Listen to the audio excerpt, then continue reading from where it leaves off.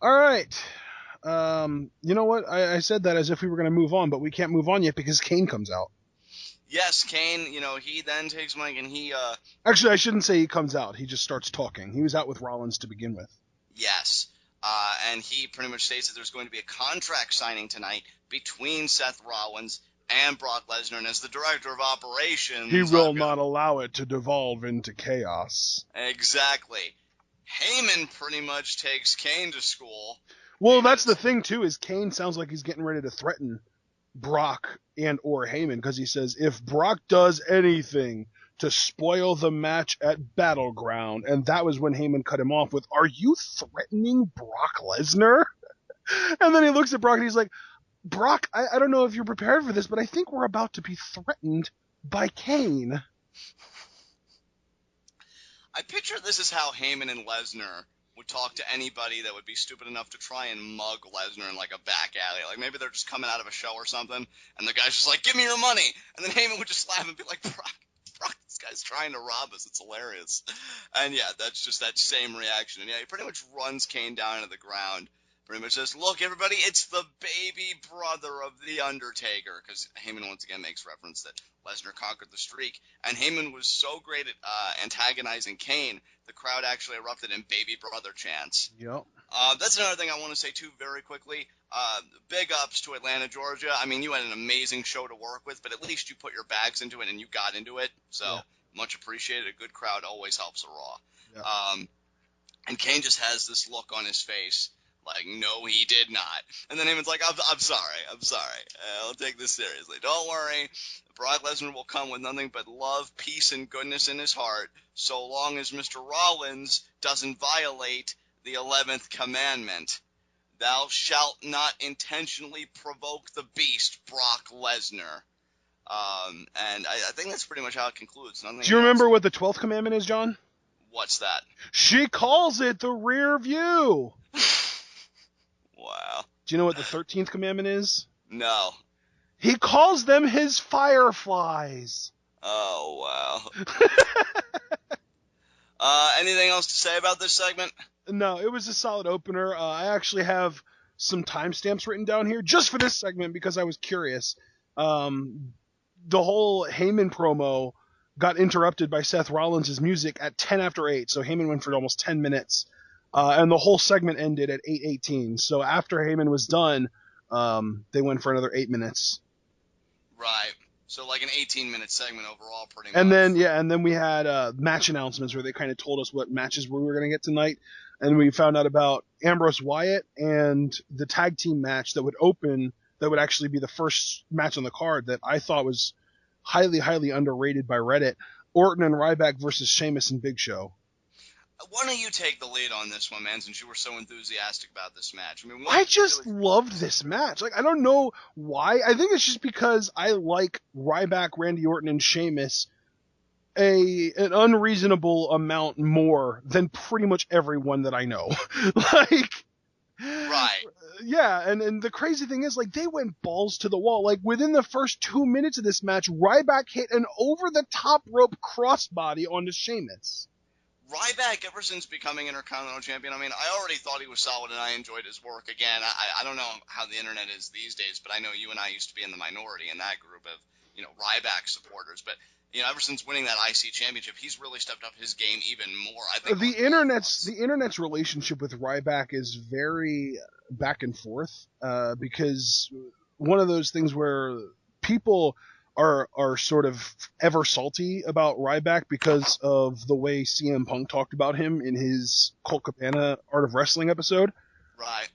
But on that same note, every time Ryback gets an opportunity to show a hint of his personality and just kind of act like the goofball that we all know he can be, the internet instantly falls in love with him again. So it's a very back and forth relationship between the internet and Ryback. But for the most part, I would say because of how great he's been on TV recently, a lot of people have accepted that he's improved since the whole Punk incident where he kicked him in the ribs and then threw him basically onto the floor, missing a table. So I think the relationship has gotten repaired for the most part.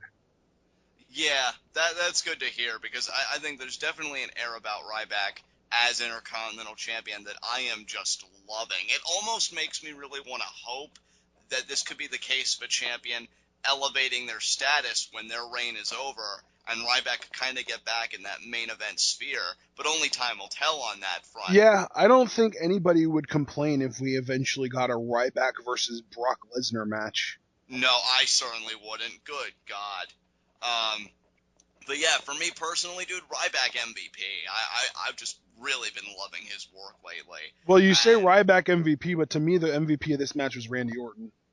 Well, Randy Orton always has, that crazy energy in his matches, and this is actually his first match back in sometime because he took that extended vacation. He returned last week to lay out Sheamus. And I just love babyface. I don't give a shit about anything Randy Orton. Yeah, it's so good. 'Cause I think he really lets his hair down when he's babyface. If you would tell me that Randy Orton as a babyface does a line of cocaine before every appearance on Raw, I would believe you. I would as well, without question. Also worth noting that Miz was on commentary doing his same tactic that he did, the week prior. Yeah.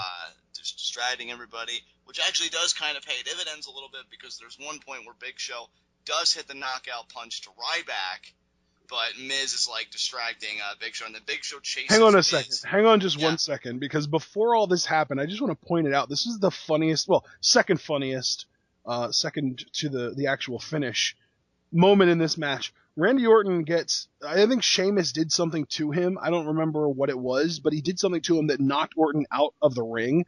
And Orton was outside the ring, and he was looking at the fans, and it looked like he took a phantom swing at the fans. Like he went to swing a punch at them, and then he did a backwards flare flop on the outside. I believe that was preceded by a Sheamus running knee. Yeah, well, whatever it was hilarious, and I died laughing because I kind of want that to be a new consistent spot that Orton does in every match when he gets hit really hard. Yeah, that would be amazing.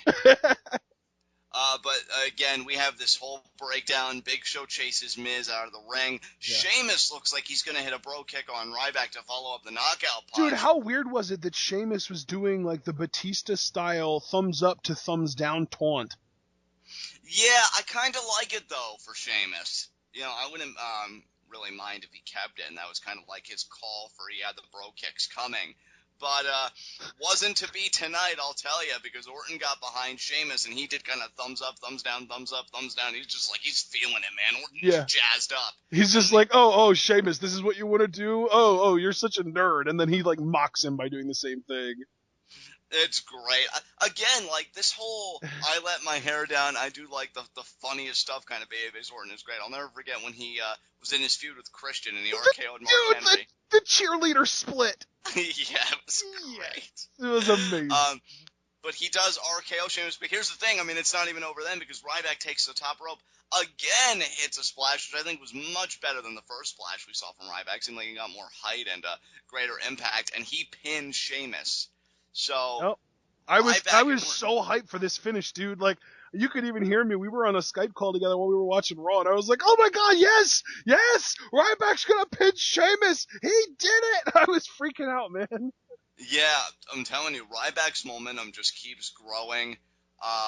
Again, I really don't care how long his reign is. I care more about this reign and what he's doing, kind of elevating him back up the card. Because I feel like Ryback's been at his absolute best right now. Yeah, well, and the crazy thing, too, is that Ryback recovered so quickly from the Big Show's knockout punch.